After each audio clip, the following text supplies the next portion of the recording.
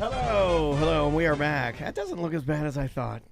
And I like with the jazz playing, it's almost like the Tonight Show or something. All right, can you guys hear me okay? Scotty, can you hear me? Yep. All right, cool. Scotty, can you hear me? Scotty. That's funny. Little Streisand reference. I do like Barbara. Same. But if I had to, this may shock some of you. The person that I've seen the most. Live? Yeah. Do you know who it is? Do you know who it is? You'll never guess. Celine Dion. It would be if I tell people, then they're going to be like, well, it is a weird thing. It is ready. It's a weird thing. It's a weird thing for. You're building this up, so I don't know if it's going to be that weird. Okay, this will be our warm up. What's weird about it is that if you look at me, and I'm wearing like some News Junkie shirt, I'm a dad, I'm all tatted up, I've got knuckle tattoos, my Orlando Magic hat, I'm not going to cut my hair anymore, my beard's growing, and I look like crap. And I've seen the most. You'd think, oh, it's a punk rock band, or it's this, or it's this. No, it is not. It's Diana Ross. Oh. I have seen Diana Ross 9 times. Wow. All right. There you go. All right. Right? It doesn't fit the stereotype. No. But I do love some Diana Ross. The costume changes. Holy shit. So many costumes. Yeah. Yeah, I like it. All right, buddy. Are you good? Yep. We good? All right. And then we can air this tonight, I think. Oh, okay. Then we could. Well, are you sure we have something tomorrow so I could reference it? But we can. We could also talk about January. Yeah. What would be best? The airing it tonight. Or? Yeah, because I mean, Tupperware. Well, it has a good little run left, right? Mid-January. Yeah. When January. But we have Ernest tomorrow, so that's why I was thinking Ernest Saves Christmas, a free screening of that tomorrow. Okay, we'll just run tonight. We'll Okay. I didn't touch your water. What happened? Oh, She yelled at me because I moved my hand. She looked like she was reaching for my water. Oh. I would never. Don't touch her. What are you doing? Yeah. Why are you touching her water, man? I didn't. Why would you do that? That's I her. was nowhere near the water. I'm joking. Oh, there should be an HR policy about Yeah. She touched my water. Both be fired. That's not very Christmas. This isn't very Christmas. It's not a very Christmassy start. She touched my water with her filthy hands. Do I need a mic? I'm the emotional support coworker. Okay. We can actually. there is one. Is there a mic underneath? Yeah, there is. There's one underneath. Or but, you can like lean over to this one. Yeah, there's one right underneath. Let me. I don't want to reach underneath you, but there's one. Yeah, you do. No. He's a horrible person. I know. I'm doing jokes over here. Yeah, he hated that joke. What are you doing down there? Yeah, that was a good joke, I thought. I don't want to reach underneath there. Yes, you do. hey, comedy. All right. This is why he hates me. Okay. Would you like to begin? Or do you want me to start? You know what this is coming back? You know what we'll do? We'll start with this, and then that way we'll come back with... Oh, the thing that we were going to correct. Yes, yeah. Yeah, okay. And then fine. we'll just have to cut that down just for terrestrial radio. And then we'll put... Yeah, I got it. Yeah, okay, that's fine. We can do that. Sorry. Yeah, it's a mess. We've been recording a lot right before our Christmas break, so we're moving things around. I know it seems like you just caught us with a dead body. And we're like, oh, so sorry.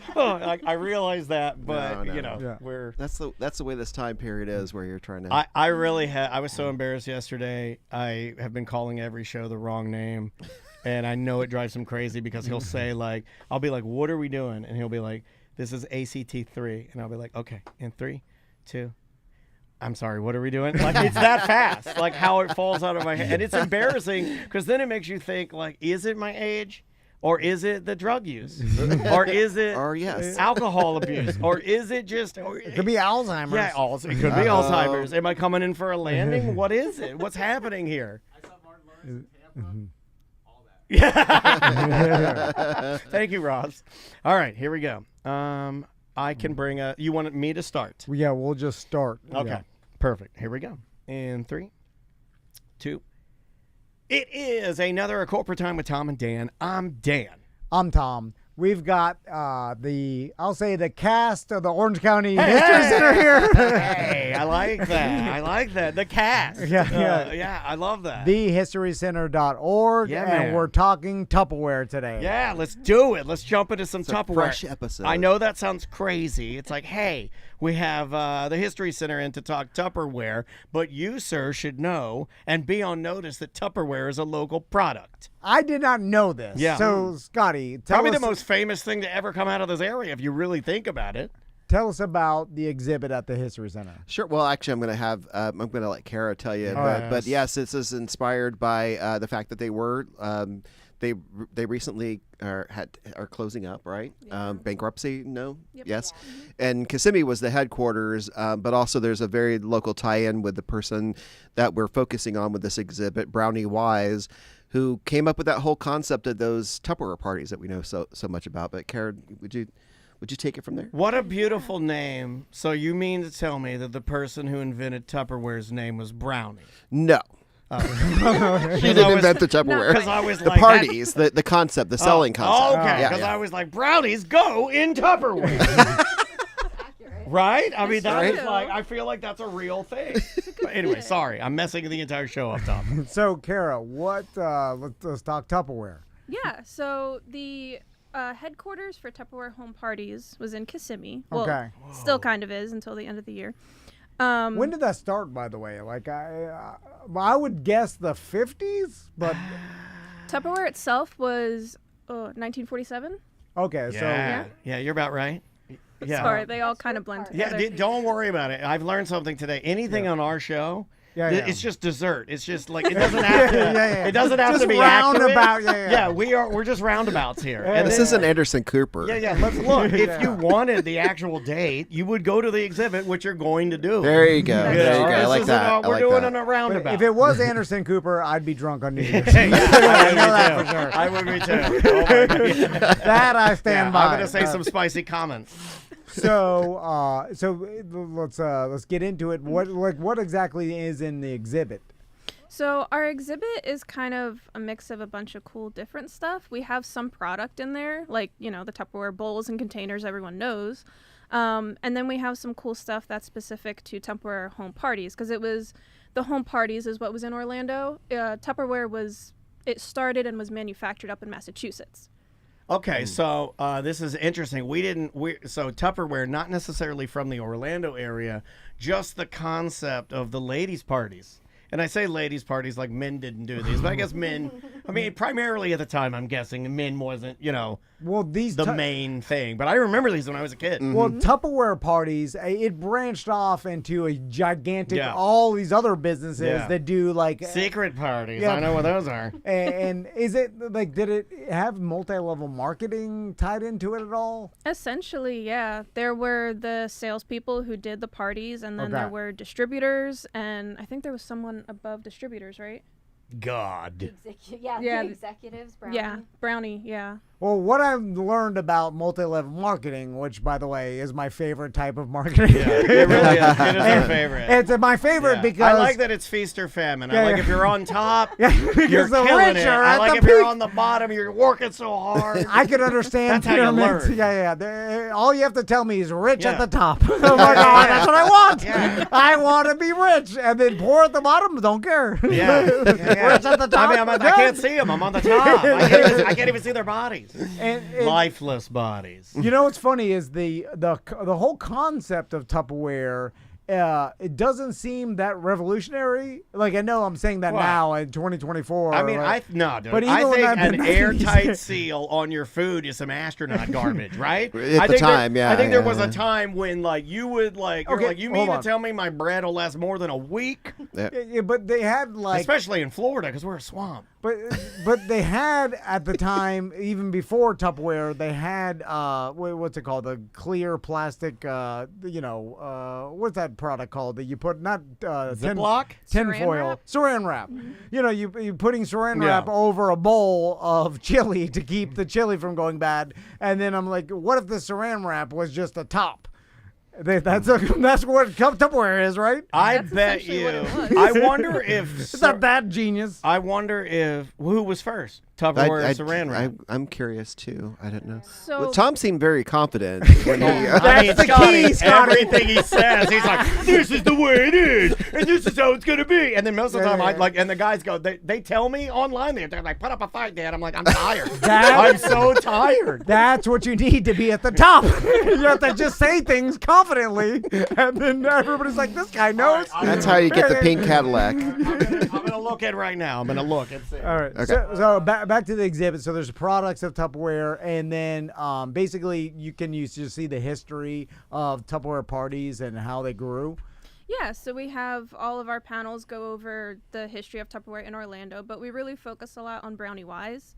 Okay. Oh, She you was were the so president wrong. Of Home Party. Hold on, I have to point this out because this is a perfect example of this guy being the dumbest person on the show, and it makes me so mad that he's so confident about. Oh, saran wrap is just the top. Finally, God damn it! Sorry, I don't mean to yell. Saran wrap introduced 1949. Tupperware 46. Well, I'm even more mad now because saran wrap should have been the obvious first thing to come out. Then you go hardcover. It's always soft first, like you go soft. Then you're like, hey, make it hard after. And then also, Are we what still was talking about I don't know, Tupperware? Scotty. No, but what was before that? What was like, our food just goes bad. They're like, put a top on it, can't do it. I do like No that one can before, do it. I do like that before that our food just goes bad. Right. In the 40s, like we're not talking about like caveman days. They had things like put a top on it. Anyway, sorry. So that's back hilarious. to Tupperware. You know what I used to like about Tupperware that's interesting is I did like the colors. And it's Yeah. funny that how those colors do come back. Like, I remember my mom had the avocado, and then there was the quintessential orange, and then there was the yellow, and then I believe there was like a brown. It's almost like that weird 60s and 70s style colorings that we have of like the original M&Ms. It's like there's a very like 60s and 70s. I don't know. There's probably a design term or an artistic term for it that I don't know, but I like those colors. Yeah. Like I think they're very, very cool. I also like the fact that Mr. Tupperware, there was a point in time where some employee came to him and was like, hey, You can call him Tup. we could make this Tupperware stain proof so the spaghetti doesn't turn it orange. Yeah. And he's like, leave it be. Yeah. You gotta leave it be. Because that's what they did. People love that. Yeah. So now- they do love that's how would you know which one's your spaghetti? If it doesn't Stain it stain orange. it, how do you know which one's the one that you put your spaghetti in? And he's like, one day they'll use this to make fun of the president. All that for a long joke, a future joke 50 years later. Anyway, Tup's got a good sense of humor. back to Tupperware. So what else is in the exhibit? Sorry. What else we have in there? We have some. Well, it's actually a loan from me, but I think it's really cool, so I'll talk about it. It's a little figurine. They used to give porcelain figurines to the salespeople who met certain goals or whatever, and it looks like a Tupperware lady at a party with like miniature Tupperware next to her on the table. Whoa. Okay. All And I right. just think that's like the coolest thing ever because it's miniature. Yeah. So it's cool. Yeah, I do like miniatures. I like a good trophy or a statuette. That was like the first incentive-based, like multi-level marketing type of like, hey, if you're the top sales earner or earner, whatever, you'll get a pink Cadillac. You know, Yeah, like that's Mary Kay was Mary like Kay, that. yeah. They gave away cars. They Yeah. put additions on people's houses and pools in their yard and what? I mean, it is I'm cool. laughing what they did with the car in '56. But Yeah, they raised a woman won a car at one of their jubilees and they raised it from the pond. They submerged it and then raised it. Hold on. So she won a car, and they're Yes. like, "Don't get in the pond." Man, this It was a shell. It was all just for like Oh. the show of it. Oh, okay. So Wow. so they didn't know, and then they're like, "You win a car," and then so just imagine a car body coming out of the pond, Yep. and then the lady's like losing her mind. So it was Yeah. all for kind of like This is probably when you could actually go in the water at that time period, right? I Yeah. wouldn't trust it. Yeah. That is interesting that they kind of had some flash or pizzazz, rather, for lack of a better term, to do that. Now, what do you guys know of have you ever heard of the term lock and lock? Are you familiar with that? Lock and lock. No. Okay, see, I am a QVC man. And And if you want to know why Tupperware is gone, if you want to know who buried it, you look no further than over the horizon to Lock and Lock. Lock and Lock They did exactly what Tupperware did. The only thing that they did differently is they made a top that has little snaps on the side that make it so it locks, so it can fall off the counter. Gotcha. That's the only difference in it. But people love it. And the people that buy Lock and Lock are just as crazy as Tupperware people. They're crazy about Lock and Lock. Well, you could do that with Tupperware too. Yeah. They did that. Oh, during they did the Lock and Lock demonstrations. too? Oh, wow. Well, their lid's sealed in such a way where during demos they would push it off the top of a table and I love fall that. over. It wouldn't leak or anything. I love a good demo. I always hope that my radio career would get so bad that at some point I would be demonstrating those type of products at a Walmart. Now, it never happened. But there's knives. still time. But there is still Knives time. at Sam's. Yes, there is still time. Well, wasn't there a huge marketing thing where like the patented Tupperware burp? Yep. Where, Yes. which I always thought was gross. Yeah, it is a little gross. Like, Yeah, I have a joke queued up that I'm not even going to make. I'm like, 'cause, yeah. don't describe it as a burp. Yeah. It's Yeah, off-putting. the releasing of, and don't call it the releasing of the gas either. Don't call it that. You know? Just be like, when it makes a noise, it's good. Yeah. Don't It's make it a fresh. bodily function. When there's no air in there, it's fresh. Give it a little toot. Don't say that. When did Tupperware start to fall out of favor and start to become less popular? Because it was the top thing for how many years? Like, it must have been Decades. before they like. I feel like when they started manufacturing plastic in China, Yeah. they're like, we could make Yeah. it. Like When- anybody could. When we started caring less about our plastic waste is when I feel like Tupperware fell off. When we're like, oh yeah, I'll just buy more. God, Yeah. Disposable and all that. Yeah. I mean, like, can you imagine that plastic was at some point made in Missouri or Yeah. something like in America? For a Like, hot they had minute, a me and Andrea plastic only bought factory. American plastics. Like, that's vintage. Like, having Tupperware that was made in America is crazy to me. Yeah. Like, could you imagine presenting that to someone in 2024 and be like, this piece of plastic was made in America? They'd be like, where? Yeah. Well, they always had a What? good warranty too, if I remember correctly, from when because a lot of this is connected to my church Was it days. $85? Yeah, I mean, I don't think it was cheap, but I remember like something breaking. I remember my mom talking to the lady, and like the warranty, they were like, "Oh yeah, they'll take care of that. They stand behind their products." You know, like so. My Anything mom replaced breaks. a cereal bowl like 2 years ago that Yeah. she's had since the early 2000s. Yeah, Really? Yeah, Wow. yeah. they'll still do it. And then is there a lot of the exhibit kind of showing the multi-level marketing aspect of Tupperware, not in the product, or is it like more product heavy? For It's a this? little more product based, and the home parties Yeah, is okay. the main focus of it. Yeah. Gotcha. There's that cool name tag that kind of gives. Yeah, that's from a sales consultant. We have a name tag that has all these like pennants hanging from it, and each little charm is like another milestone that they hit, that they like added to their little name Oh, tag. this woman sold the most spoons. Yeah. And this is up Basically. until January 19th. We should mention, I don't know if we said it, it's one of our pocket exhibits, and your listeners are familiar with those. Are the smaller exhibits that fit into pockets of the museum. Yes. And it's adorable. I will say that, and I think people would enjoy it. Some think of me as a pocket exhibit. I've heard it. I'm very small and adorable, and you could pop me in your pocket. Plenty of people say that around Orlando. I don't know if you guys are familiar with that. So let's just say, Scotty, I'm curious. All you guys can chime in on this. If you were like, okay, let's say it's a third I hope Thursday. they refuse to chime in. I hope Me they're too. like, you take your chime and you shove it. And if you do, I'll tell you. But if you were like maybe doing a third Thursday is free, Yeah. or like you wanted to pop in well- Orange County Regional History Center. Yep. Um, And Ernest, we need to talk about. Yeah. And let's just say you had a couple hours. What exhibits would you hit? Oh, that's a good question. Oh goodness. Well, there's a lot of stuff. So, but yeah, the pocket exhibit, and of course, Figurehead Music and Mayhem is winding down. It's going to be closing February 2nd, so you want to catch that. So those would be the two at the moment that I would say would be the main things to for sure hit. But we're always updating things, so it's never the same museum. You know, it's always the content is rotating and language is being updated, et cetera. So There you go. And is there anything else with the Tupperware exhibit that you found pretty interesting? You didn't know going into this? I didn't know a lot going into this. Yeah. I knew the headquarters was in Kissimmee, and that's kind of it. Learning about the Jubilees was really cool. their like annual conference that they made into this party, and they had like a luau on an island one year, and the car thing, like the way that they would present gifts was just insane. Yeah, my dad went to a couple of these corporate mega Sales parties. jubilees. Yeah. Where he like won. He was like the #1 salesman in Prentice Hall Publishing Company, and they flew him and mom to Hawaii. Yeah. As he called it. And And they bring you up and say, dun, dun, dun, dun, dun, dun. y'all ready for Dan? So they bring him up out of the center. There's smoke blasting everywhere, right?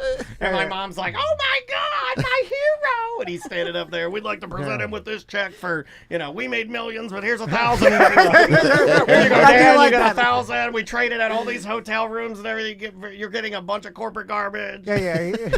Here's a $38,000 Cadillac. You made us $9 million. Exactly. Yeah, your territory. This is back when people had territory. They're like, your territory is the entire state of Florida. And he would travel the whole state. It was a lot of work. But yeah, those things are bananas. And the amount of money that they spend. Oh my God. Well, guys, thanks so much for coming in today. We really appreciate it. It's always good to see you guys, especially around the holidays and all this fun stuff's happening. Could we tell them a couple of Yes, things please. real quick? Yes. Yeah. Third Thursday, as we mentioned, you guys know, 5 to 9, we're open late and it's free. This third Thursday, we're having a screening of Ernest Saves Christmas, which was filmed here in Orlando. I just rewatched it myself the other day, and it's fun, the nostalgia. We also have, thanks to Mayor Demings, there's going to be a free day on the 29th in celebration of Mosquito County's 200th anniversary, which Orange County is kind of claiming as their origin. So they're saying Orange County is 200, which Okay, all right. but we are free that day, and it's noon to 5. So, if you're looking for something to do on the holidays, the 29th, it's a good time to stop by. Awesome. And again, thehistorycenter.org for all information. Yep, go there and check it out. And we will see you in a minute. Awesome. Thank you, guys. Thank you. The timing works out good. Yep. Need me. Thank you. So yeah, we'll make sure this way air tonight. Awesome. Throw that in I don't want to touch your water. Tell all your fans. You have something the saved package as deal. Wednesday Tell 1 your 2, fans. but we'll just Yeah. we'll figure it out after. You get to do the courthouse case by yourself. I was gonna make a mean comment. What? Say I'm already doing it by myself. Yeah, no, I wrote 2 panels. You did everything else. We have to go through that list though. I'm just along for the ride.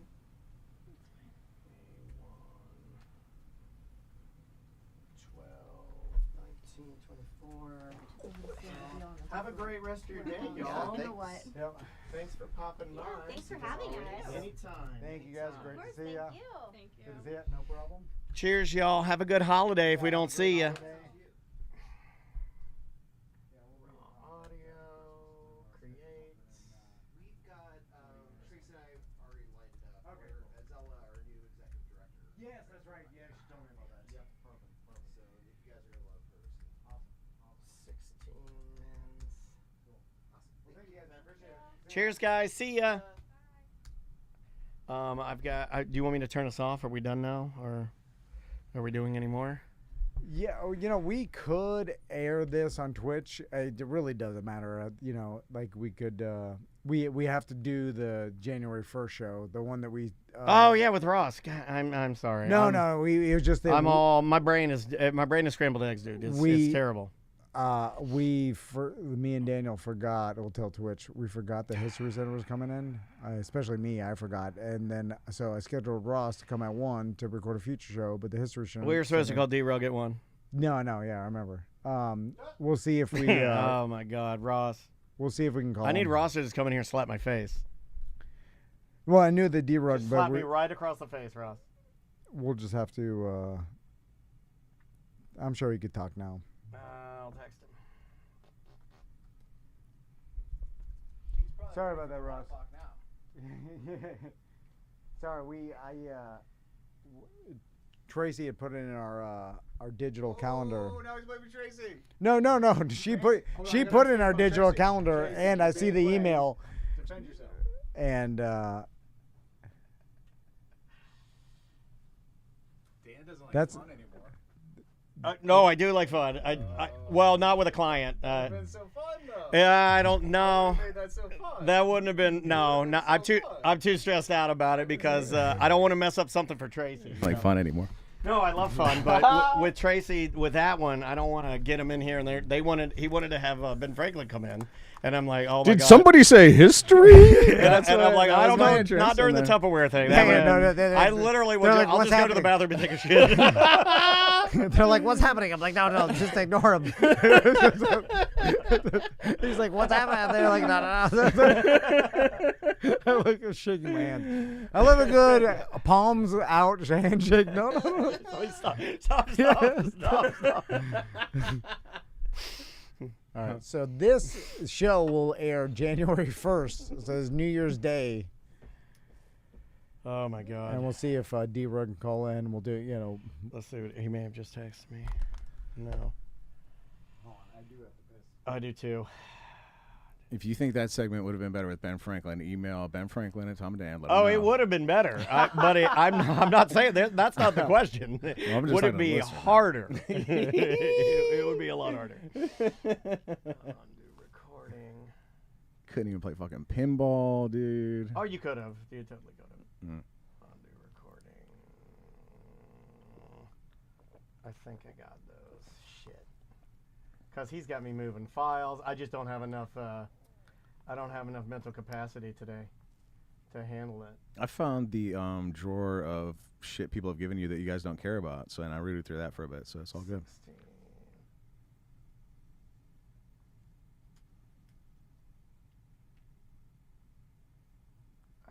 Hold on. Fuck. Shout out to melissasrace.org. I needed a screwdriver. Recording.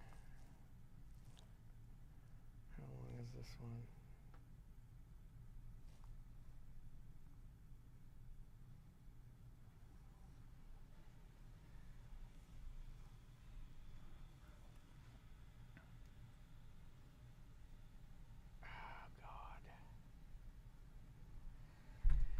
Oh, man. I hate it when I have to track down a file, but I don't have time to track down the file because we got other shit to record. But I think I'm missing a segment. I'm going to have to go back and find it. Okay, so the one we did before that was History Center. What was right before History Center, T? It was, yeah, it was with, Joey. no, Paul. Paul. Yeah. And then we had stopped, but then we restarted it and kept going. Yeah, we just assumed that we're going to put that on. How long is this segment we're doing with Ross? What are we, just so I know what we're doing here, because I'm going to have to go back and find a file. I think I lost one. Is this a 20 or a 40? Well, technically, The only problem is that in recording these, I don't really lose anything, but I don't want to shut this down because I'm going to have to go back and dig through the files and find whatever we did with Paul, because that's the one I can't find. Okay. Which is also why I was in not a fun mood for the History Center, because I already knew I was missing something.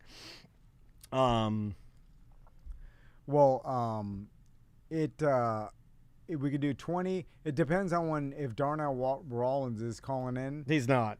Okay. He can't do today. Then we can. It is honestly. But D-Rock can call. Okay. Then He just texted me. If we can get a 40, then we'll be done with Yeah, it. you're just gonna go with that? All right. Cool. Perfect. So I'm gonna have to go back and find that Paul segment. So that's the one It's there. You saved it. It's just probably you saved it under. Well, a different everything date. I have to go through now and organize everything. Let Tom tell you about the tech side. We've changed a lot of things. All right, buddy. Would you like to start? Yes. Oh, all right. Remember, this is for January 1st. January 1st. All right. Here we go. Are we calling D-Rug? Yeah, you know what? I can call him and just put him on hold. Do you want his number? Yeah. Just write it down. There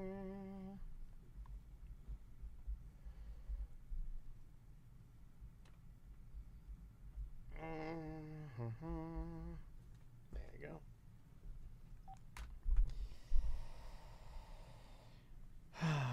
January 1st. Okay. Now I'll get to look at Ross's shirt. Andrea. Oh, is that the? No, that's not. BT King. That's, I think 21. yes, 21. Yeah. That's a good one. This year's cool. Andrea got me the one last year. It was just a Beefy King shirt that's just in Christmas colors. Last year's was okay. It wasn't my It favorite. wasn't as good as that one. Last year they also did the 55 anniversary shirt in blue tie. You have dye. that one, right? It's sick. I love Yeah. it. Yeah.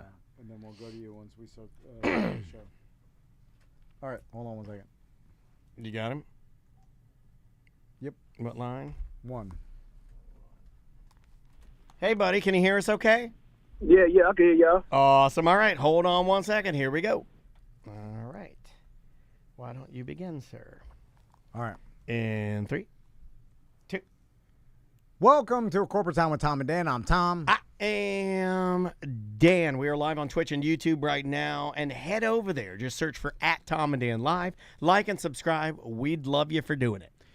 We are a quarter century into this Yeah, we're here. millennia. Yeah. Well said. Perfectly said. Yeah. Quarter century into the millennium. That's completely right. We are a quarter century into the millennium. What say you, Ross? I don't know why. Hey, everybody. What's Ross doing here? What's up, Happy Ross? New Year. Happy New Year. Ross McCoy from the Orlando Talk Show with Ross McCoy. From a very technical and pedantic sense, we're not even really 25 years into the millennium yet. No. So. Yeah, D-Rock's on the line. Yeah, on the line with us right now. We haven't talked to this guy in forever, but I've been wanting to talk to him because Snoop Dogg has a brand new album out. It is the follow-up to Doggy Style. Missionary on the line with us is the Mohawk Don D-Rug. What's going on, man?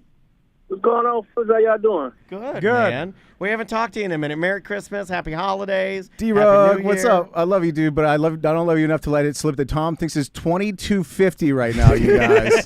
2250 is the year Tom thinks we're in. Just have to hammer it D-Rug home. knows that Tom loves and Tom wants to appear smart to everyone. Yeah, I don't even want so he You think cues I'm trying to do that? that's what I wanted. So you Happy cue- New Year, everybody. Is that the first one of the year? It is the first oh, one. That Happy is the- New that's Year. the That's first good one. luck, everybody. All right. D-Rug, what's been going on, man? How are you? Man, I've been coolin', man. How y'all been doing? Good, man. Good. What are you up to right now? Honestly, not that good. It's the problem is, D-Rug, I didn't realize as you get older and you get into your 40s, things start to decline rapidly. D-Rug, you got anything declining right now in your life? Like, how old are you, D-Rug? I'm 44. Oh, okay, a little older than Tom. By maybe a year and a half. Yeah, do you feel old at all, D-Rug? Oh, hell yeah. Have you tried? Have you had to dabble in the chews? Yeah, yeah. I don't know if you know We've been buying dick pills for the last 5 years. That's what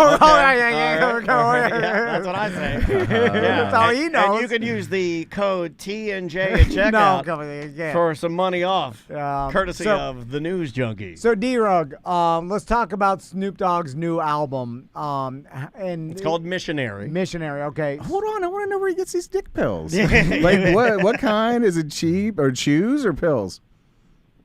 I get the honey packs.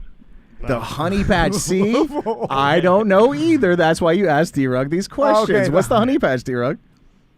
The honey packs, they gold. I don't think they got a name on them bitches. They just gold and they got like a B on there.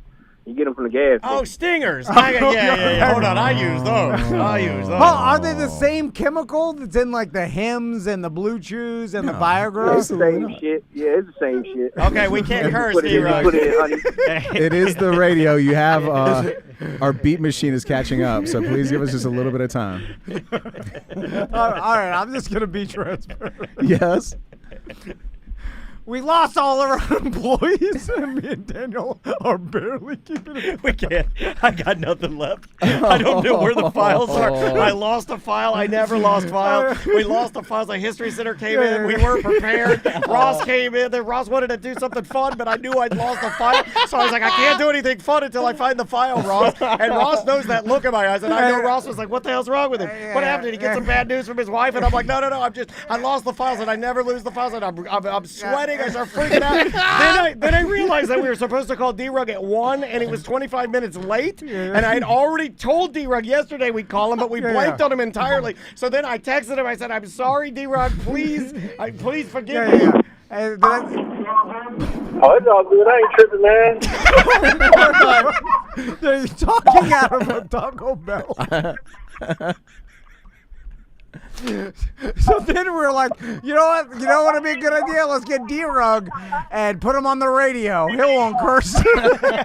Talking about Snoop Dogg. Sorry, D-Rug. Yeah, technically this is aired. I hope this is the first show of the year gets us kicked off the radio. Because for sure we're too overworked to try to find all the damn curse words. I mean, so let's rewind just a touch. So D-Rug.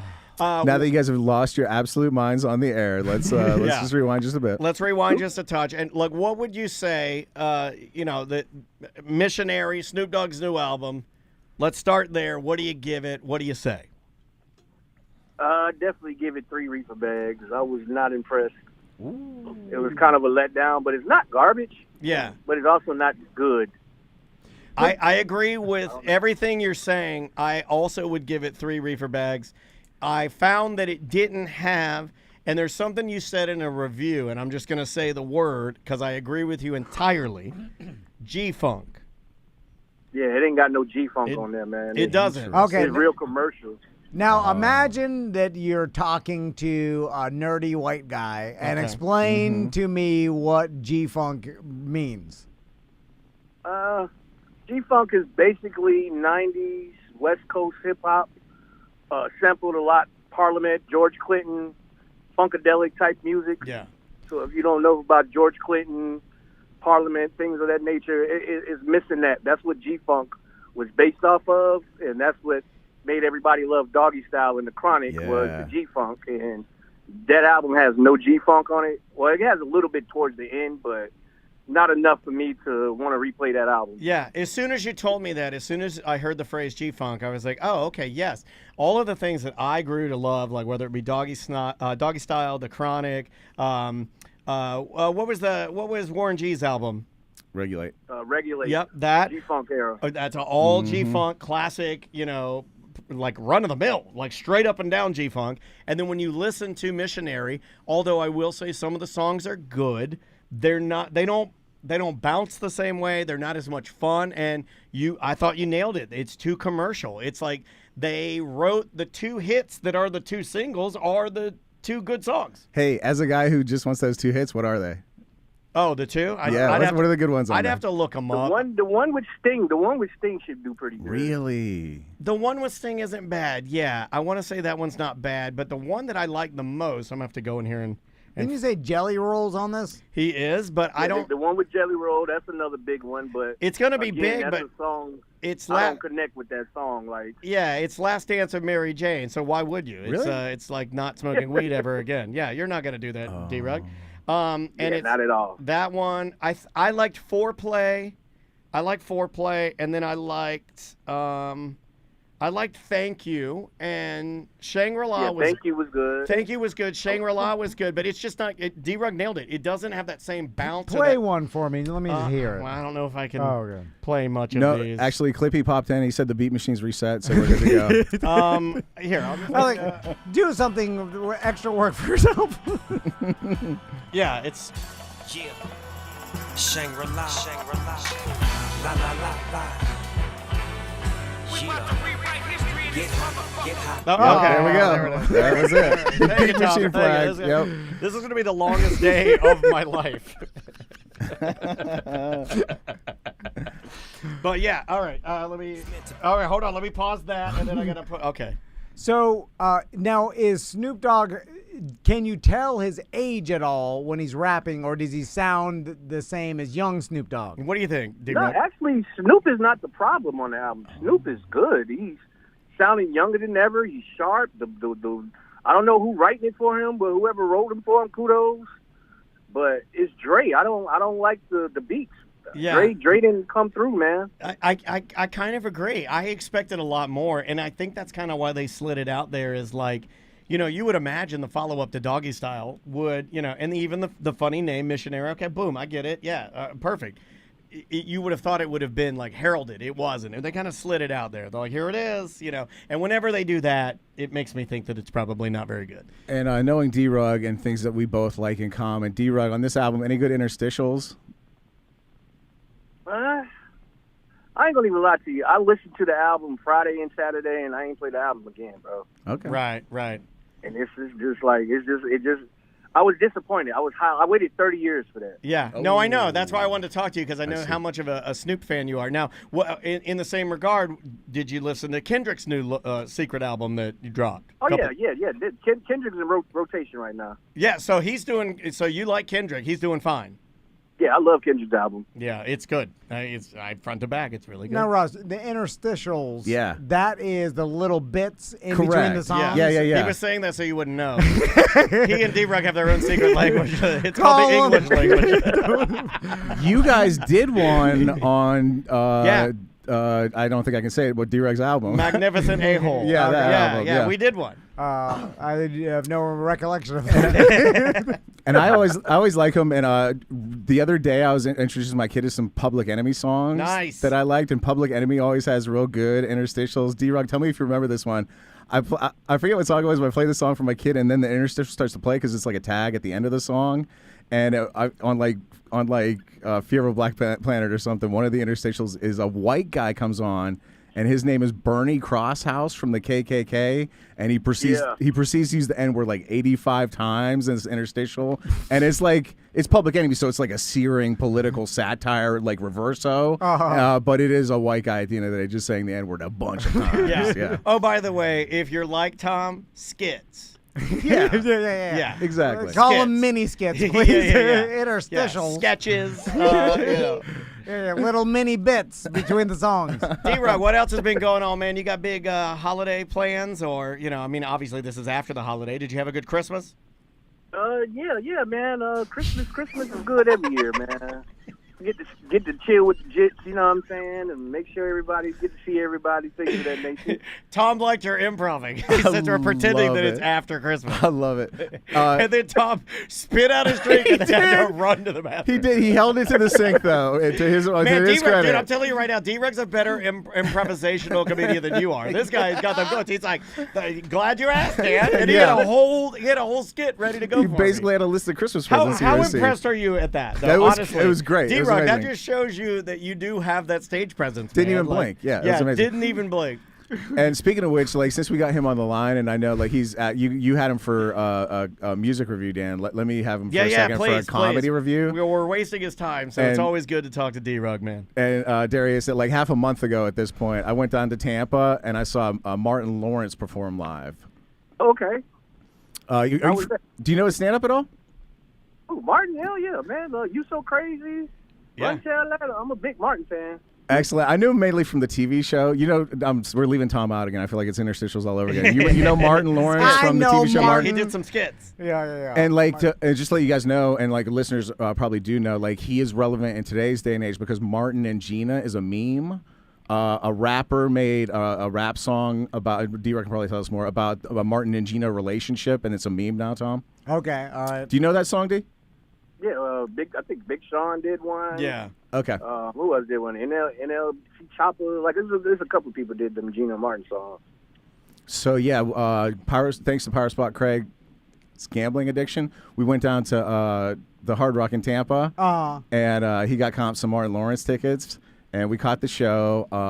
Openers were both really good. Both Miami comics. I only remember Benji Brown, he was really good. Oh, we've had him in here. Shout he's out nice. to Benji Brown. Yeah, he's good. He was very, very good. Funny dude. That night. The other opener was also very good, but I can't remember her name. We maybe came in like 5 minutes late or something, and I missed her introduction. But she was also very good. And then Martin Lawrence came out, and they did this thing which is kind of interesting. They the two openers, Benji closed, and then they lowered a screen, and they showed like 10 minutes of the best of Martin Lawrence. Oh, I like that. That's what I would do. This is what you're not going to see. I show them when I was good. Put up the video of Skinny Daniel. And yeah, so they play all the clips when we were funny before the show. They did. We do that. They did him one better. They played all the clips of him being like hilarious, and a couple where he's just like obviously ripped and jacked. Like okay, all right, right. One, I don't know if it was a special or like a TV thing or something. He came out in like red underpants, right, for something. And the Def Comedy Jam.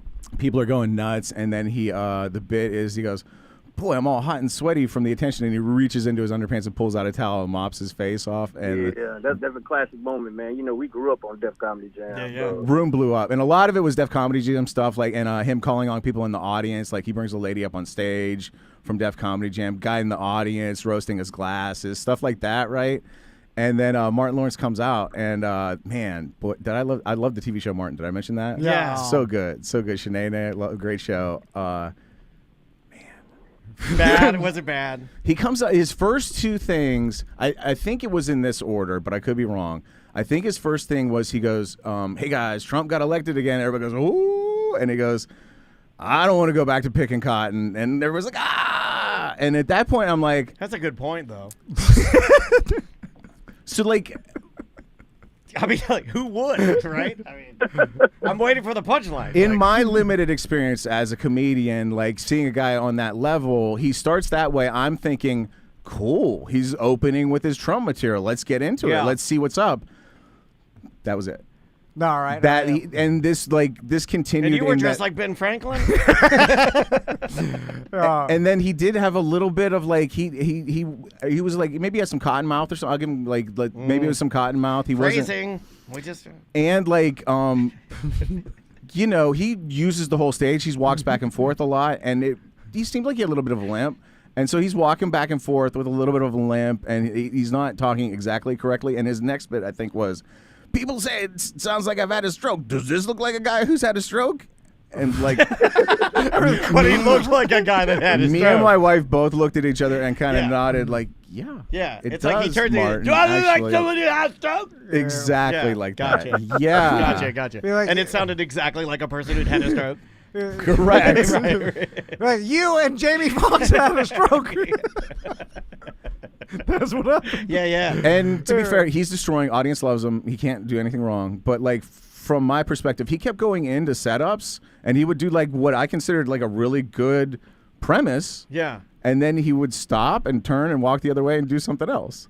It was like, it wasn't like I said, it was, he went from Trump to does it look like I have a stroke? Like nothing was threaded or connected or anything. Yeah. The only two bits that I recognized kind of were because of a interview I heard a couple years ago with Natasha Leggero. I'm 99% of sure it was Natasha Leggero. It was a lady comic out of LA, if nothing else. And she talked about having to follow Martin Lawrence at like the Comedy Store or something one day. Yeah. And they were doing shotgun style hosting where like the comic brings up the next comic at the end of their set. And so she followed Martin Lawrence. He couldn't say her name right, and then basically said, "Oh, whatever, this lady," in like very rude way. Right. And then she also said that he did these two bits about. I'm trying to think of how I can put it medically for the air about ladies with like medically under lubricated vaginas. And also perhaps We have to take that out. and also Let's make it longer. Work them to death. I thought it like clinical and medical terms you could say, right? And then also stinky ones, and also ones that stink. All right. Fish. And so he did. Called fish. He did I'll those. just replace that with fish. He did those two bits, and when he started to do those, I was like, "Oh, it's those bits from the interview I heard." It was Yeah. it was fun for me. Well, no. Also, like going along with the Jamie Foxx thing, you know that he he had his stroke that he did his Netflix thing. Yeah. And then just, 2 days ago, he got in a fight with the guys from Dick House Productions at MTV Jackass. Threw a glass at somebody they or something, threw right? A stuntman from Dick House threw a glass at him and hit him in the face because they were like all, I guess, showing their butts and taking their penises out at a party, and he was having a party celebrating like his Netflix thing, and his kids were there, and he's like, hey guys, could you guys calm down with the whole show and doing the Jackass stuff. And then I guess the stuntman was like, no, and threw a glass and hit him in the head. I think it hit him in the mouth. Wow. Yeah. Yeah, Tom, I'm sorry. I almost sent you this article, but by the time I saw it, I thought 100 people already probably had. Yeah, I thought we had, I thought this For sure. ship had sailed, or I'd already brought it up. But yeah, Jamie Foxx, is hurt again. Well, I'm not saying this is what Martin Lawrence did, but I'm saying if I was Martin Lawrence, first I'd spend all my money, and then I'd be forced to do stand-up and tour around and just use my name to sell out, big. And you'd have your friend Dan make a video of the best 10 minutes of Drunky the Bear. Yeah. Right? And then you'd be there too, Ross, helping me pick the clip. And then instead of working my bit out at a bunch of clubs and, like Chappelle would do and just show up, and then instead of doing that, because that's too much work, I would just loosely put it together and then rely on just my movie star name to sell tickets and don't care the quality. That's what I would do. I don't know if that's what he did. Yeah, I'd probably do that too. He also he brought up the characters from Martin. He was like, y'all like that character? For example, my favorite Shanae. He goes, y'all like Shanae? And he did one line of Shanae. You could have done 15 minutes of Shanae. I would have been so happy. Yeah, that's how you all like 1 minute of comedy. Hilarious. Number one. I just skipped at one, and then I give him number one, and then I go on the next thing. Hey, D-Rock, we love you, buddy. We hope you have a good Christmas and everything, man. And I'm sorry about Snoop's album. I hope we get a better one this year. I know, man. We're praying for it. All We're right, praying buddy. to Jesus for it. Well, hey, if you ever get free, pop by here, man. We'd love to see you, okay? Yeah, bring some of them golden singers Man, with you. just give me a date. I'm there, man. You got it, All right. man. We'll talk to you. All right. All right, buddy. Be good. That is our buddy, D-Rock. It seems, Ross, you've been doing stand-up for a long time. And watching Does seem it. that way. And watching it, I feel like. And, hosting around it. So And you see a lot of weird stuff. it is completely evident when someone doesn't put in the work into a special or an act or Or a whatever. podcast. You can't really hide it. You can't Yeah. just not put in the work and then it be as good of quality as someone who did put in the work. For people who know, yeah. But again, the audience at the Hard Rock Tampa had no problem with any of it. They liked him. They were fine with what I saw is just setups. They were Was it great. uncomfortable in a weird way because you knew who he was and you expected more, though? Because it would make me uncomfortable. I kind of I was kind of, because he brings up a couple times that he's 60-ish, and I was kind of for a 60-year-old guy, Yeah. great. He, he's got some setups. He a couple bits from the past. He a couple moments where he was there's one real touching moment where he acknowledged y'all been coming to see me for more than 40 years or whatever, and everybody clapped. So he gave everybody what they wanted. I can't argue with that. And he went crazy, right? You can't argue with that. Did we ever get to the bottom of him going crazy? We've talked about it, and obviously when he got nude and he started running the streets, and He did a little bit of that, but Did he talk about that at all? No, that didn't come. I had no idea. I feel like that's what people want to see a little bit, that was right? in the late 90s, right? 96, yeah. He was hospitalized after acting erratically in public while carrying a gun. Reports indicated he was shouting at cars and behaving unusually on Ventura Boulevard. He was later treated for exhaustion and dehydration. And then in 99, only 3 years later, while jogging in extreme heat and wearing heavy clothing, likely to lose weight for a role, he collapsed and slipped into a coma for 3 days. Wow. His body had reached a temperature of 107 degrees. Wow. I don't remember that one. So he was trying to sweat it out, and he gave himself a Getting ready heat for one of stroke. those bad boys roles, He talks a little bit about how he was a boxer, so he probably tried to do some boxer stuff that he wasn't as cardiologically prepared for as he used to be. So, okay, I'll compare him to Tracy Morgan for a second because I'll compare thee to a summer's day. because when I saw Tracy Morgan at Funny Bone now, it used to be Improv. I was there. And when me and Daniel saw Morgan, I went into it Morgan Wallen, because we saw him too. thinking When? Last night? All right, this guy, we all know how much money he got from the Walmart lawsuit. It's he's got unlimited money. So, and we were. I heard he's allowed to shoplift at Walmart too. Probably, yeah. We were like skeptical about why he was doing another stand-up tour with unlimited money, and then we came to the conclusion that I couldn't figure out an origin of why he would want to do it. He must really just love stand-up for him to do this, and like especially when probably Tracy Morgan could sell out the Hard Rock, but he's doing smaller clubs, like doing it the right way. Could probably sell at the Kia Center. Yeah. At this point, and so I think you're right. I think with the name and just there's a likability factor that he has that a lot of people would be like, oh, that guy's crazy, and want to go to that. And I was expecting it to be a little. He's working out material and stuff like so. I was expecting, and he had like obviously a paper with him. You could tell he's working out. So yeah, he had some stuff he was working on. But you could tell in the middle of the show, like this guy is not only loves it, but wants to do the best job possible. Oh, he was making notes. And is doing this for the love of stand-up. He didn't have it. No. Do you think Martin Lawrence was doing this for the love of stand-up? That's a great question because or do you think Ross, it did seem. Were you there? Did you go to that or? No, I didn't. Because like I remember like looking at him, he had the paper and he was working on stuff and he was very serious about it. Like you could tell that his practicing he was very serious about it. And you could tell, and that made the show better. It did make the show better. So was Martin doing this for money? Let's say for the benefit of the doubt that he was doing it for stand-up's sake, but maybe he's a little, being a giant movie star and super successful, he might be a little insulated from the part where you go somewhere where they let you know about the bad parts. Yeah. Or where you need to add something. The Elvis. Like I said, he was cruising on what I consider just setups. So, like, why would you work any further? If that's working, write a bunch of setups and just say them and let people enjoy them. Yeah. Like, and he hasn't come back to that part where, like, he goes to, like, a Grumpy's on Mills and does a set for 10 people who are probably doing...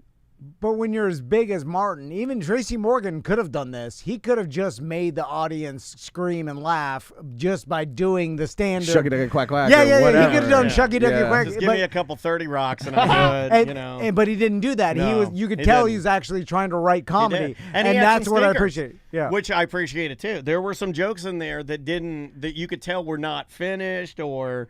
Yeah. And when you're a big celebrity and you're just doing setups and just trying to make the audience laugh. Now, you accomplished the goal of entertainment, but did you accomplish the goal of doing a good job at doing stand-up? 10 out of 10 set, sure. You guys want to hear a Tracy Morgan story that another comic made me swear not to tell anybody ever? Oh, I love it when you share stuff you shouldn't.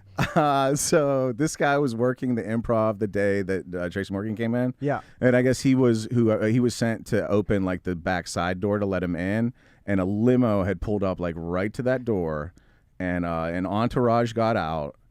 And Tracy Morgan got out and like entered like the center of the entourage, like the president in like a hostile situation kind of, right?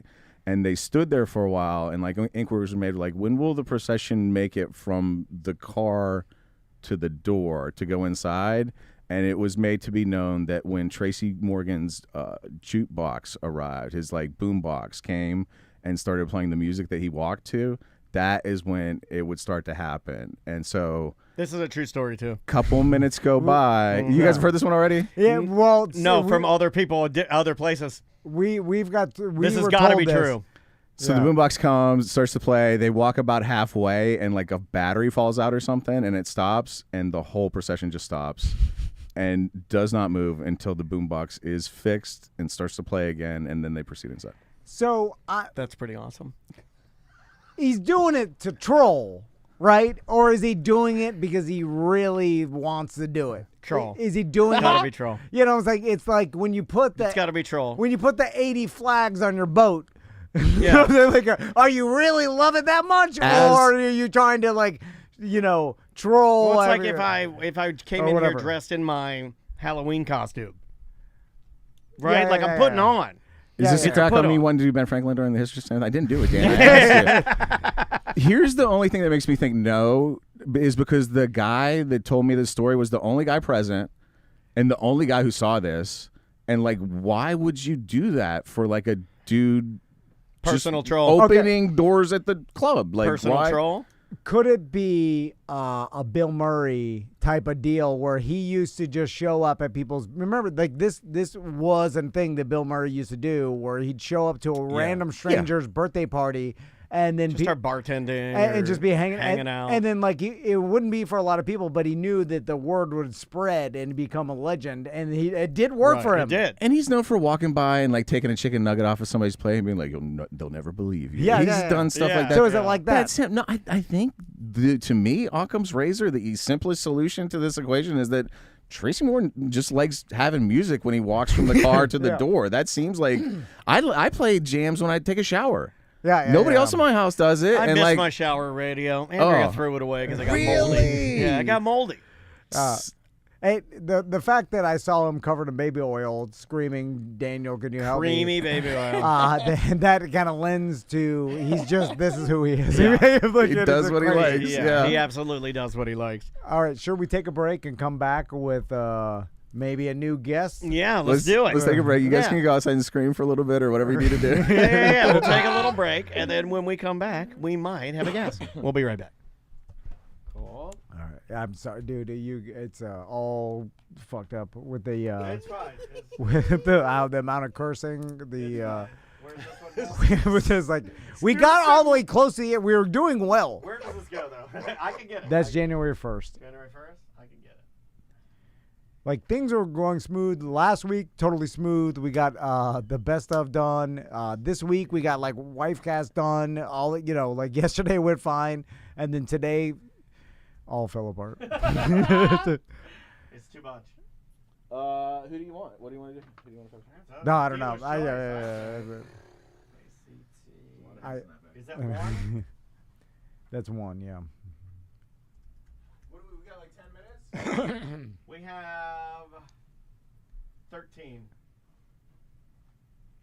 And we could just talk. We could just keep talking to you. I just didn't want, if you were prepared to do something. We didn't want to waste it. Yeah.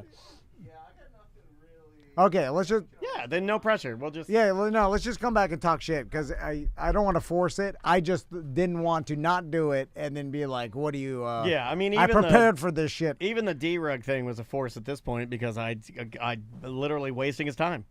Fucking idiot. No, it's fine. It's 2:00. Oh my God, I'm trapped. I think I'm trapped in time now. I don't even know where I'm at right now. 2 days in a row, we did work straight through lunch, and so we haven't eaten anything. Yeah. And because we just, it's my fault, the poor time management. Nah, I blame myself. And I need to poop. And we whenever you need to poop, it's the worst. Dude. We also there's some guests that are like, I can only do noon. And I was like, that's fine, we'll do it. I'll never say, Nick, no, we need to eat.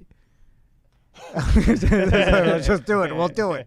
No, Daniel has to poop. Yeah, just no, like, whatever. I don't. I won't. He's seen me editing as I'm standing. I mean, he's like, why are you standing up? I'm like, I have to shit.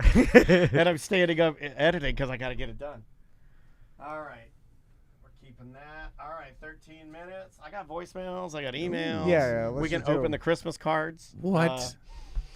Well, I'll bring us back. Okay. Here we go. In 3, 2. Welcome back to A Corporate Time. We decided against the guest. No guest. Because Ross is better than all the other guests. Oh, you know what? I like that. I agree with that. So we're just going to talk to Ross. Wait a minute. You don't believe that. That's just something you said. I went out there. The only guy out there was Skippy, and he was afraid to come in. Oh, yeah. No one even knows who Skippy is because we still haven't even played it. Yeah, he came in a different time real quick. Yeah, he did. He came in real quick for 1 second. Skippy is Tom's intern. Yeah. But I'm saying that segment never got played. But then he came in for 1 second, another time. Ross, was like, he did. He popped in for like a quick second, and but right now, because we are plumb out of energy, we're just gonna do voicemails. And if you would like to leave us a voicemail message, you can do so using our free app or 1-844-TOMNDAN. That's the number to call, and you can leave us one. Now, I thought this was a great voicemail. I think this is a terrific one, and I think that this is something that we could do for 2025. Perfect voicemail. I hope the guy curses. Hey, Tom and Dan. I was wondering what you guys know about, like, pirate radio stations or, like, if you guys wanted to start your own radio station and just do nothing by the books, like no, to skip all the insane obstacles that makes it unreachable for the average person, how would you do it? Like if you wanted to do it from home and just say like, hey, put on 89.3 AM and you'll hear me on there. Is there a way to actually do that, or is there just no way to get that going? Because I've always wanted to do it, and I keep Googling it, and I just cannot figure out the end on how to do it myself. You can definitely do it. Is he talking about Real Radio 104.1 HD3 The Pirate? Is that kind of pirate radio? I mean, similar, but no, he's actually talking of like the movie Pump Up the Volume, or so, like we could. What was the one in Britain where it was on a boat? They did a movie about that one too. Yeah. That had the guy from Boogie Nights in it. Ghost Ship or Ghost Radio, something like that. Yeah. Pirate Radio or something. We talked about this on a Friday Free Show, and I started doing research into if pirate radio stations still exist. We used to have one in Apopka. And they do, and and nowadays it's not that hard to transmit in the FM frequency. It isn't, and nowadays, especially in cities, and that's where they're the most popular in, especially cities with like let's say ethnic populations, like that's real big, and like basically you're doing like pirate radio to Little Havana in Miami or whatever, like Hasidic Jews or Cuban population or Haitian. If there's like Middle Eastern or if there's a borough in New York that has a huge population of boroughs are rabbits. A particular country. They can't use the radio, Tom. Then they'll broadcast to that, and then so like a big local grouping of a certain group of people that you can reach with that FM. We should start one. We should try to start one.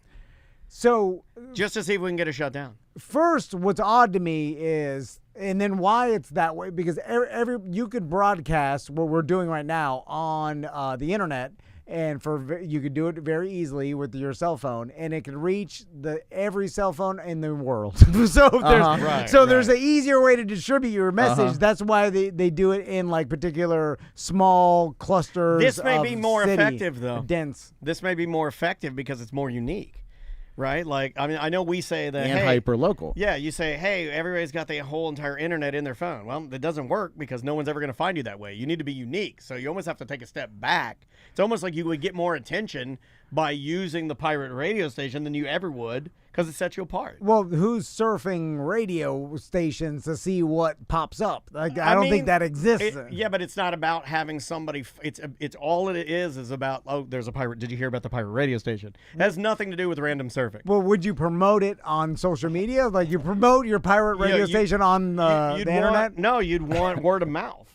I like that Tom's still questioning who listens to radio while we're on the radio. Well, but some people have radios. There that's are ways all they have, to do and it. They listen. There are ways to do it. It would be word of mouth. I'm just saying there would be more value in that because, like, it's more rare. Yeah, but exactly. And putting it on social media I don't think is going to help you that much because that's not the message you want to portray. Like saying like, hey, check out my pirate radio station doesn't sound very dangerous. You want it to be like. You want it to be there, and you want people to discover it. Yeah. So there almost has to be a psychology about how they find it. And then people tape it to like little cassette tapes and pass it around. That's how. Yeah.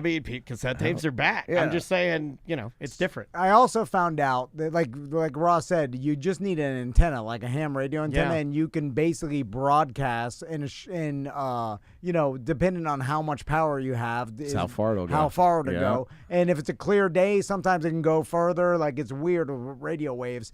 But also, I also found out while doing this research that like FCC fines, they're like credit card companies suing you. That it's like you paying it is basically dependent on them collecting the judgment. Oh, they got no teeth?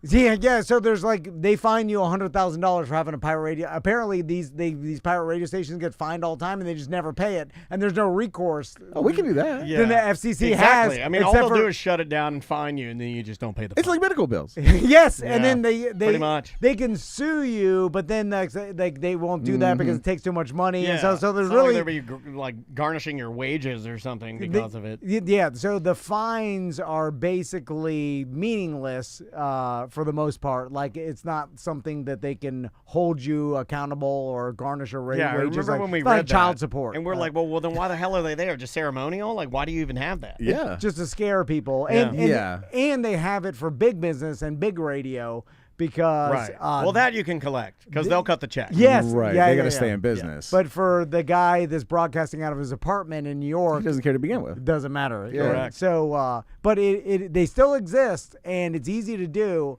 But they're also easy to find if they want to find where you're broadcasting from, because the equipment to find someone that's like transmitting is way better. So, like, if they could just drive with a car and then find, like, oh, it's coming out of this apartment. I you know? remember like something. You're triggering a memory of mine from a video game that I played when I was younger. I would have been a kid. And it was something where, like, the Nazis or the Russians would pull up out front, and they would have a van, and they're trying to find Triangulating? Yeah, they're trying to find your, like, freedom-fighting radio network or something. Yeah. I don't know if, like, anybody else knows what I'm talking about, but they'd park out front and, like, kind of because they're trying to triangulate where that pirate radio station is. And it was a video game I played as a young man. But I don't know what it was. But yeah, that I loved all of that. That, like, pump up the volume 1980s pirate radio station, us versus the Russians. All like, that's awesome. You know what would be awesome if we started doing pirate radio at the same time that our radio show plays to compete against ourselves. Yeah. And so Jack's like, why are you doing this? We could do that. We could do that. And we had an idea to do that at one point. You and want to tell them your idea? And, Can you talk about that idea? well, hold on. I'm not sure what you're talking about. There's another station that was interested. Oh. And at one point in time, we thought it would be funny to broadcast the exact same thing. On another station. On the exact same, like on a competing station at the exact same time.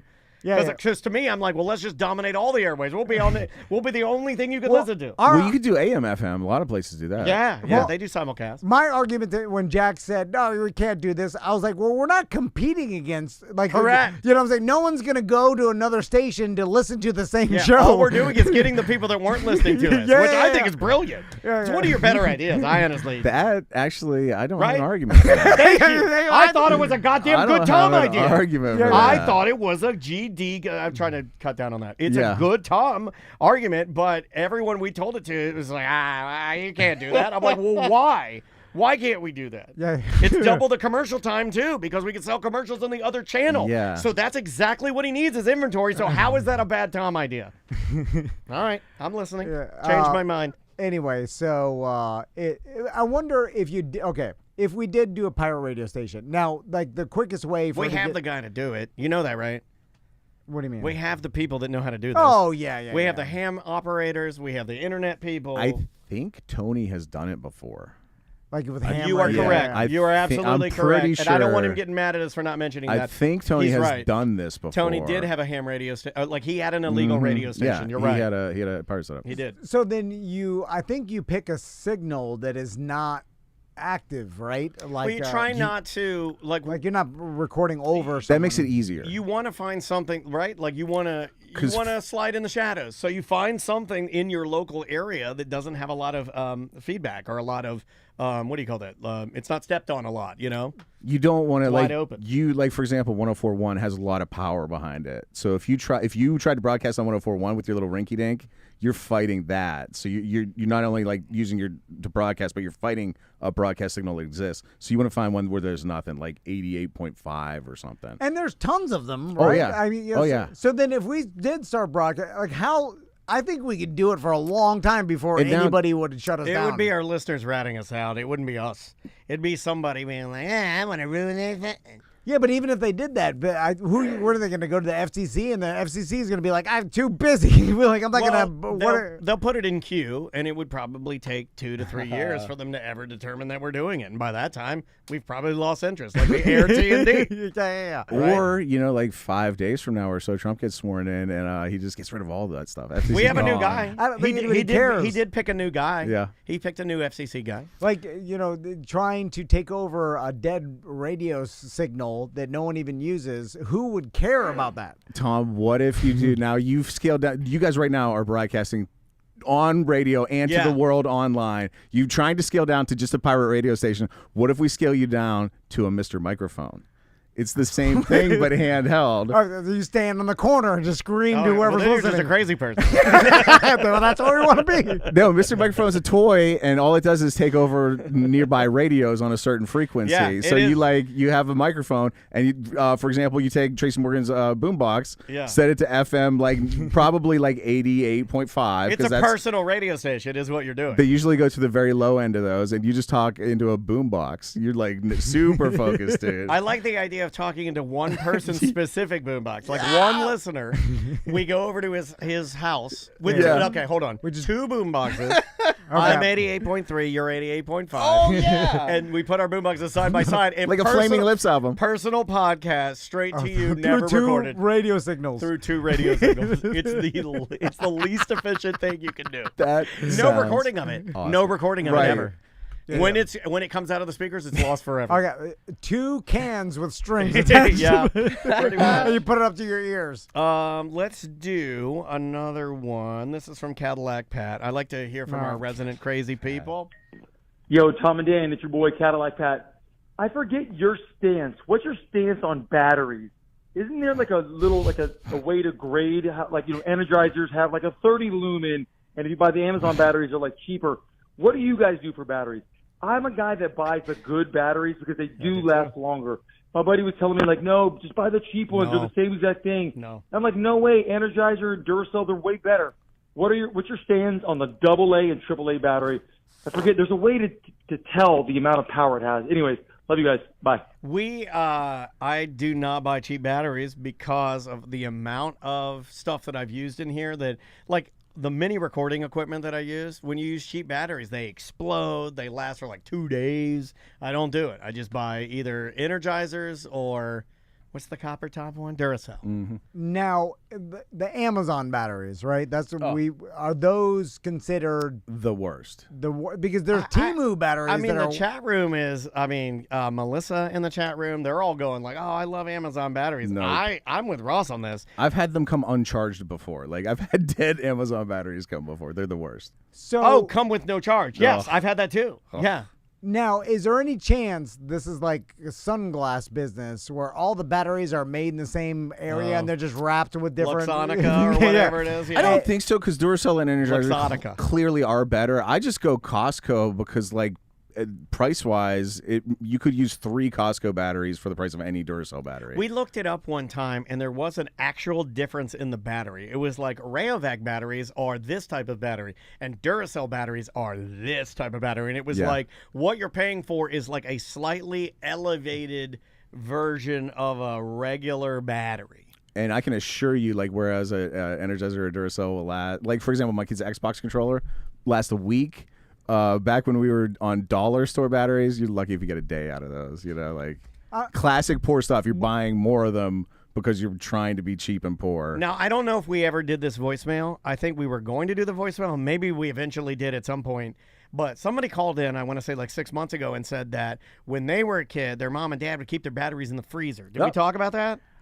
And there is something to that where some science. Yeah, if you had a battery, for what Ross is saying, let's say your kid's playing Castlevania. I know it's a dated reference, but you want to beat that level, right? And right as you're going to beat the level, the batteries in your Xbox controller go dead.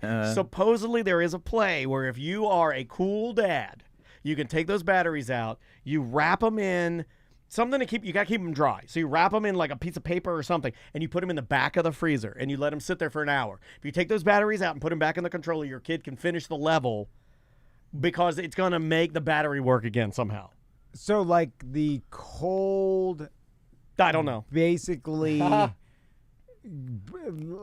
allows you to use a last bit of energy inside, or it stabilizes it, or in some way, chills it out to a point where you're able to I don't know. I have no idea. That was a scientific try at it. Let me try magic. I think it freezes the energy fairies, so they have to stay inside the battery and they can't fly away. Do you think that a big battery has the capability to make a AA that will last 10 10 times longer than what we know of a AA. Like, they could make it last insanely long, but they don't because they need to sell more batteries. It's bad for business for batteries to last long. Will you guys start calling me Big Battery? I mean, if you want to, I'll call you anything you want. Because you're my friend, so I mean, I want to respect you. Because yeah, if they cared at all, they just make them all those rechargeable batteries that are just a huge pain in the butt.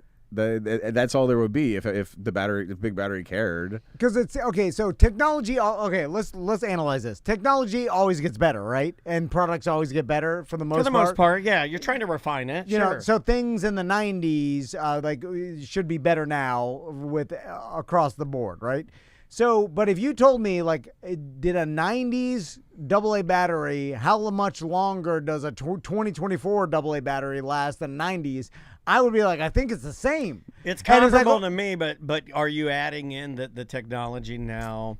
Is the technology now drawing more power, or is it more efficient? Right. Well, I'm saying that it's weird that the product of a AA battery hasn't drastically gotten better in our life in 25 years. You can't change the shape because of standardization. That's too hard, right? So once you have standard shapes, like it's almost like they're almost lucky that they did that, right? Aren't we all lucky as a society that Big Battery decided that triple, double, all the because look at our phone chargers. Big phone charger did. Yeah, they I'm with can't you. do it. So we should all hug Big Battery and say like, thank you for doing it. But the idea of them changing the shape of it is giving me anxiety.